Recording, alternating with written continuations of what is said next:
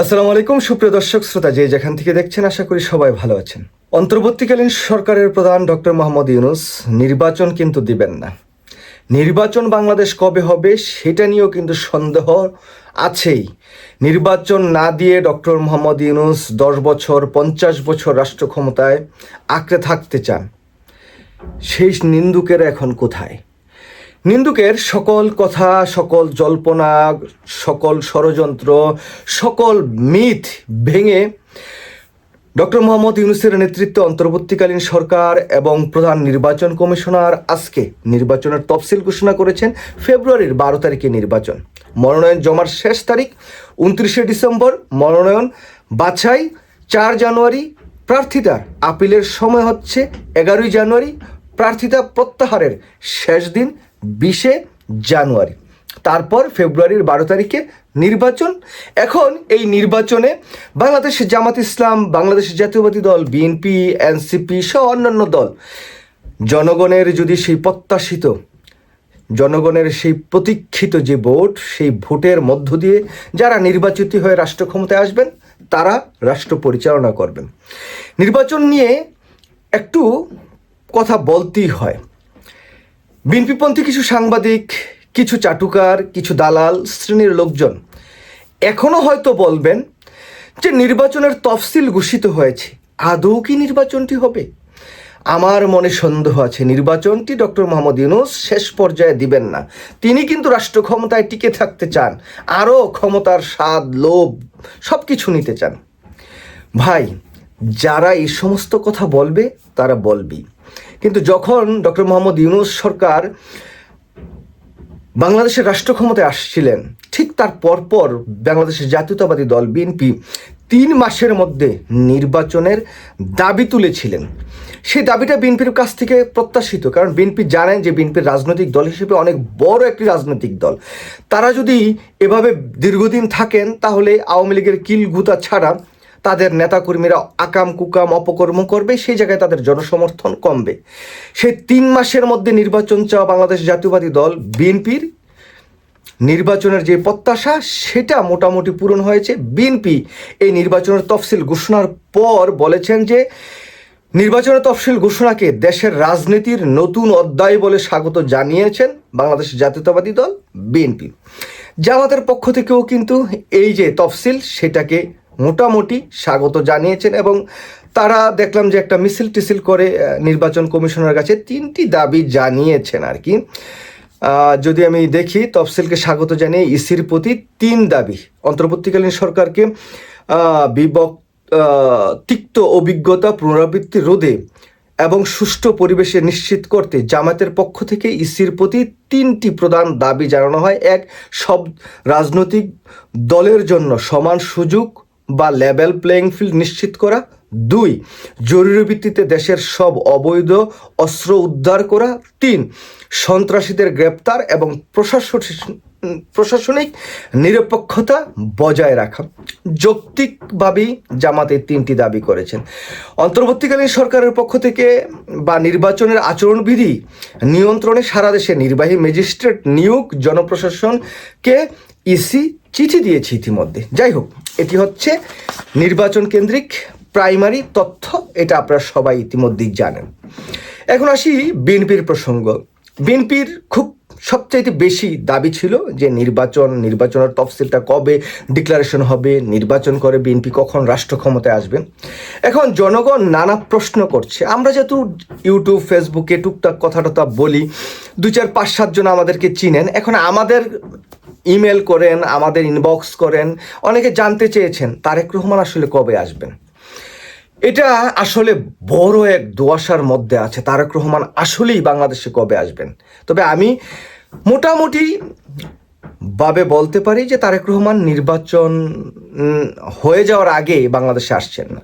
এখন অনেকেই প্রশ্ন করেন, ইসির পক্ষ থেকে জানানো হয়েছে তারেক রহমান ভোটার হননি, সরকারের পক্ষ থেকে জানানো হয়েছে তিনি এখনও ভোটার হননি। তো আমি যতদূর জানি তারেক রহমান সত্যিকার অর্থে এখন পর্যন্ত ভোটারও হননি। যদি তারেক রহমান ভোটার নাই হয়ে থাকেন তাহলে তফসিলের যে ডিক্লারেশন হয়ে গেছে তারপর বাংলাদেশের একজন সাধারণ নাগরিক কোনো ক্রমেই ভোটার হওয়া সম্ভব না। যদি তারেক রহমান সেই বাউন্ডারিতে পড়েন না। তিনি বিভিআইপি এবং বাংলাদেশ জাতীয়তাবাদী দল বিএনপির সর্বোচ্চ নেতা। তার প্রতি বা আইন সবসময় কিন্তু বড়দের প্রতি একটু কার্ভ করে যেতেই পারে। সুতরাং তিনি ভোটার হতে চাইলে বাংলাদেশ সরকার তার বাসায় গিয়ে তার ভোটার করে তিনি যেই বগুড়া 6 আসন থেকে নির্বাচন করতে চান সেই জায়গা থেকে নির্বাচন করতেও পারেন। তবে সবচেয়ে বড় রাজনৈতিক দলের একজন নেতা যিনি প্রধানমন্ত্রী হবেন, তার এরকমভাবে ভোটার হওয়া এবং ভোটার হয়ে তিনি নির্বাচনে অংশগ্রহণ করা, হয়তো ইন্টারনালি অনেক কিছু থাকতে পারে, অনেক সমস্যা থাকতে পারে। সেই সমস্যাটির মধ্যে বাংলাদেশ সেনাবাহিনীর মাঝে এবং জনাব তারেক রহমানের মধ্যে একটি বিভেদ তো আছে। দেখুন, অনেকেই এই তথ্যটি বা এই বিশ্লেষণটি সামনে নিয়ে আসেন যে তারেক রহমান সেনাবাহিনীর ঊর্ধ্বতন কর্মকর্তাদের একটি সময় গাল মন্দ করতেন, বা তার মানে আমাদের ভারপ্রাপ্ত চেয়ারম্যান জনাব তারেক রহমান যখন যেভাবে মন চাইতো যাকে গালাগালি করতো, এরকম একটি তথ্য কিন্তু সামনে আসছে। দীর্ঘদিন যাবৎ এই তথ্যটি মানুষ নিয়ে আলাপ আলোচনা করতেন, কিন্তু এই তথ্যটিতে অনেকেই আসলে ঠিক সেভাবে গুরুত্ব দিতেন না। কিন্তু মেজর জেনারেল সৈয়দ ফাতেমী আহমেদ রুমি, তার কাছে জনাব তারেক রহমান পাবলিকলি যখন ক্ষমা চাইলেন এবং তিনি একটি ঘটনার বর্ণনা দিয়ে বললেন যে সেই সময় তারেক রহমান তার সাথে হয়তো কোনো একটু খারাপ আচরণ করেছেন, সেই ক্ষমা চাওয়ার মধ্য দিয়ে মোটামুটি তারেক রহমান এই জায়গায় একটা এস্টাবলিশমেন্ট তৈরি করে দিয়েছেন যে তারেক রহমান সত্যিকার অর্থেই সেই সময়ে মানে তার যে ব্যবহার অন্ততপক্ষে সেনাবাহিনীর সাথে খুব একটা ভালো ছিল না, এটা কিন্তু তিনি প্রুফ করে দিয়েছেন। এখন বাংলাদেশে যে বিতটি আছে বা যে মিথটি আছে যে তারেক রহমান বাংলাদেশে যে আসতে পারছেন না, এই আসতে না পারার পেছনের মূল গল্পটি হচ্ছে বাংলাদেশ সেনাবাহিনী, এবং তারেক রহমানও এই বাংলাদেশ সেনাবাহিনীকে বিশ্বাস করতে পারছেন না, তিনি আস্থায় নিতে পারছেন না।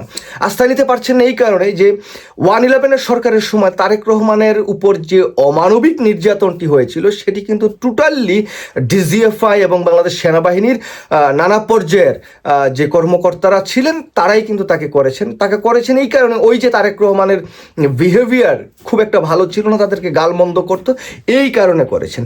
এখন সেই সেনাবাহিনীর মধ্যে একটি অংশ নাকি এখনও তারেক রহমানকে গ্রহণ করে নিতে চাইছেন না এবং তাকে বাংলাদেশে যে আশা, তার নিরাপত্তা দেওয়া এবং সব কিছু মানে সেনাবাহিনীর একটি অংশ এখন তাকে সেভাবে গ্রহণ করতে চাচ্ছেন না। তো এই যে না চাওয়া, হয়তো তারেক রহমান এই যে মেজর জেনারেল সৈয়দ ফাতেমী আহমেদ রুমি, তিনি এসএসএফের সেই সময়ে হয়তো মহাপরিচালক ছিলেন এরকম একটি অবস্থায়, তো তার সাথে খারাপ বিহেভ করা এবং তাকে পাবলিকলি ক্ষমা চাওয়ার মধ্য দিয়ে হয়তো তারেক রহমান সেনাবাহিনীকে একটি বার্তা দিতে চেয়েছেন, বা যেই সমস্ত সেনাবাহিনীর কর্মকর্তাদের সাথে হয়তো তারেক রহমান বিগত দিনে খারাপ আচরণ করেছেন তাদেরকেও একটি বার্তা দিতে চেয়েছেন যে আমি হয়তো অতীতে অনেক ভুল করেছি, সেই সময় আমার বয়স কম ছিল, সেই জন্য আমি ক্ষমা প্রার্থী। এখন তারেক রহমানকে কি সেনাবাহিনী ক্ষমা করবেন কিনা সেরকম একটি কিন্তু কথা চাউর হচ্ছে চারিদিকে। তো আমি সেই বিষয়টি আসলে খুব যে সুনির্দিষ্টভাবে জানি সেরকম না। তবে আরেকটি বিষয় এখন অনেকে তথ্য দেওয়ার চেষ্টা করেছেন যে সেনাবাহিনী যেহেতু তারেক রহমানের সাথে খুব একটা ভালো সম্পর্ক নাই, তো সেই জন্য হয়তো তারেক রহমান ভারতের সাথে বা ভারতের উপর আস্থা রেখে বা ভারতের গোয়েন্দা সংস্থার উপর আস্থা রেখে বাংলাদেশে আসতে চাচ্ছেন।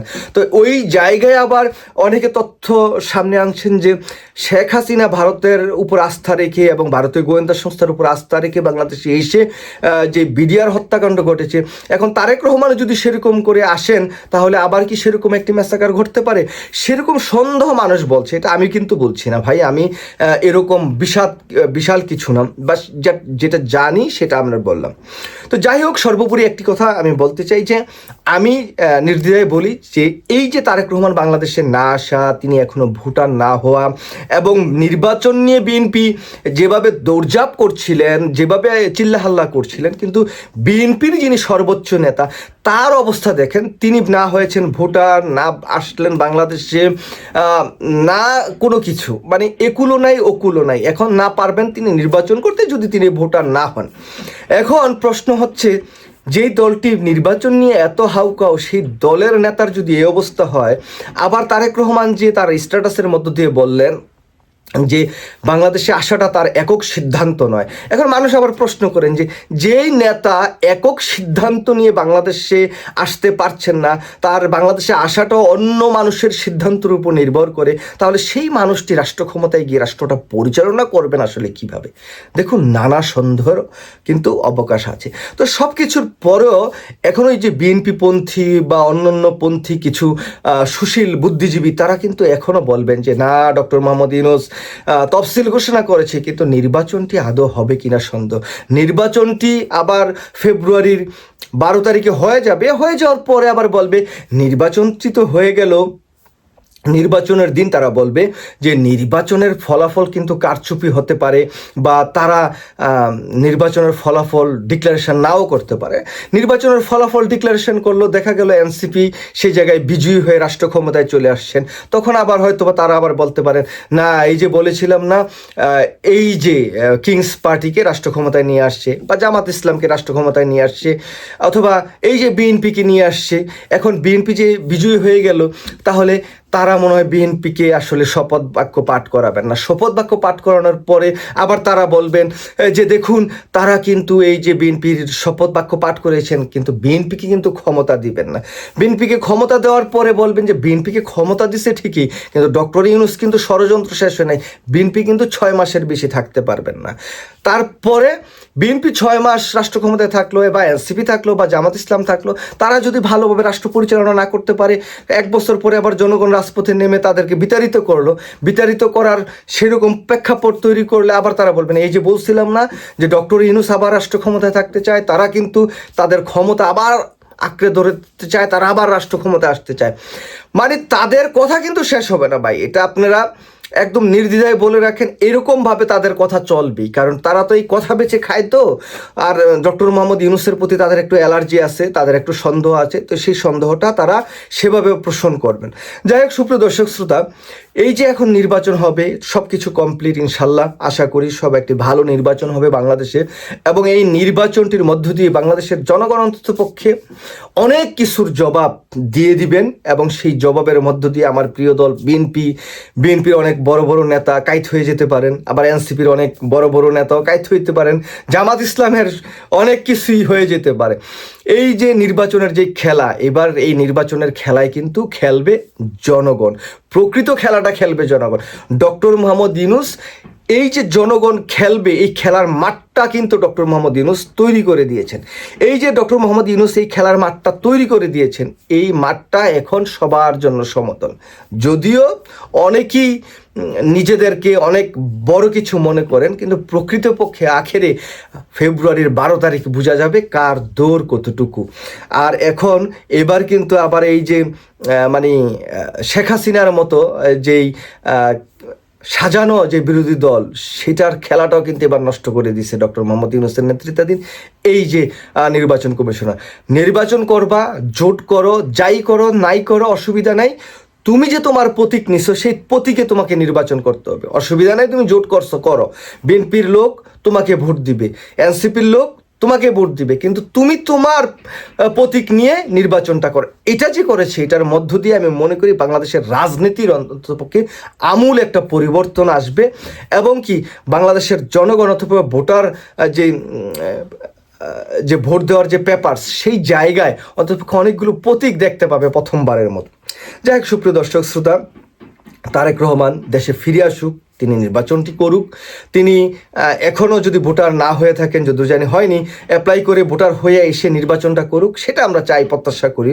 এবং মানুষের ভুল ভ্রান্তি থাকতে পারে, তিনি যেভাবে ক্ষমা চেয়েছেন, সেখানে সেনাবাহিনীতে যারা আছেন তারা তাকে ক্ষমা করে দেখ, এবং তিনি রাষ্ট্র ক্ষমতায় আসুক, সেটাও চাই, অসুবিধা নাই। এখন এই তো সব কিছু মিলিয়ে সন্দেহ যা কিছু আছে সব কিছু শেষ করার চেষ্টা করছেন ডক্টর মোহাম্মদ ইউনূস।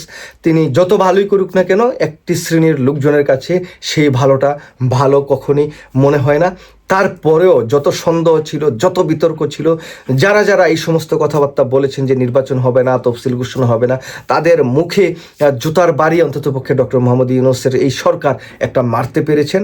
আর আগামীর ফেব্রুয়ারি 12 তারিখে নির্বাচনটি করার মধ্য দিয়ে ডক্টর মোহাম্মদ ইউনূস ঠিক যেভাবে বলছেন যে খুবই ভালো একটি নির্বাচন দিবে, আমি ডক্টর মোহাম্মদ ইউনূসের উপর আস্থা রাখতে চাই, বিশ্বাস রাখতে চাই। কারণ তিনি কোনো না কোনোভাবে তার যেই কারিশমাটিক নেতৃত্ব, সেটার মধ্য দিয়ে ঠিক নির্বাচনের একদিন আগে হলেও পুরা প্রেক্ষাপটটাকে পরিবর্তন করে দিয়ে ঠিক যেরকম উৎসব মুখর একটি নির্বাচন এবং যেভাবে জনগণের স্বতঃস্ফূর্ত নির্বাচন বাংলাদেশের ইতিহাসের সবচেয়ে আনন্দঘন একটি নির্বাচন তিনি করতে চান, সেটা তিনি করতে পারবেন। কিন্তু এখানে এখনও সন্দেহ যাই থাকুক না কেন, সবচেয়ে বিপজ্জনক অবস্থায় আছে বাংলাদেশ জাতীয়তাবাদী দল। কারণ তার যিনি সর্বোচ্চ নেতা, তার কিন্তু এখনো অবস্থান দুদুল্যমান। তিনি কি করবেন সেটা দেখার জন্য আমাদের হয়তো আরও কিছুটা দিন অপেক্ষা করতে হবে। ওই যে বিএনপির লোকজন, নেতারা এখনও বলেন তারেক রহমান আসছে আসছে, ওই যে সেই আগের মতোই একটি স্লোগান আর কি, ঈদের পরে আন্দোলন, এই ঈদের পরে আন্দোলন, কুরবানির ঈদের পরে আন্দোলন, রোজার ঈদের পরে আন্দোলন, পরীক্ষার পরে আন্দোলন, তারপরে কি জানি পূজার পরে আন্দোলন। এখন শুরু হয়েছে তাদের সেই একই কথা, এই তারেক রহমান আসছে এই নভেম্বরে, অক্টোবরে, সেপ্টেম্বরে, এই তফসিলের পরে। এখন আমরা দেখতে চাই যে তফসিল তো ঘোষিত হয়ে গেল, তারেক রহমান আসলে কখন আসছেন, সেই আশাটা আসলে বাংলাদেশের মানুষ কিভাবে গ্রহণ করেন, আদৌ তিনি আসবেন কিনা। তবে আমার ফাইনাল প্রেডিকশন, জনাব তারেক রহমান হয়তো নির্বাচন করতে পারেন, সরকার যদি বা তার সাথে যদি আন্ডারগ্রাউন্ডে যত সমস্যা আছে সেই সমস্যার সমাধান করে যদি তিনি ভোটার হতে পারেন, আর ভোটার হলে যদি তিনি নির্বাচিত হন, হয়ে যদি বিএনপি রাষ্ট্র ক্ষমতায় যায়, রাষ্ট্র ক্ষমতায় যাওয়ার পর বিএনপির যারা এমপিরা আছেন তারা শপথ করলেন, শপথ করার পর তারা যখন মোটামুটি একটা সেট আপ হবেন, ভারপ্রাপ্ত কিছুদিন হয়তো বা একজন দায়িত্ব পালন করেন, তারপর তারেক রহমান এসে তারপর তিনি প্রধানমন্ত্রী হিসেবে শপথ টপথ নিয়ে তারপর তিনি রাষ্ট্র ক্ষমতায় আসবেন, সেই সময় হয়তো আসবেন। কিন্তু নির্বাচন হওয়ার আগে আমি অন্তত পক্ষে তারেক রহমান বাংলাদেশে আসছেন এরকম আমি কিন্তু কোনো দৃষ্টান্ত দেখছি না। সব ভালো থাকবেন, আল্লাহ হাফেজ, আসসালামু আলাইকুম।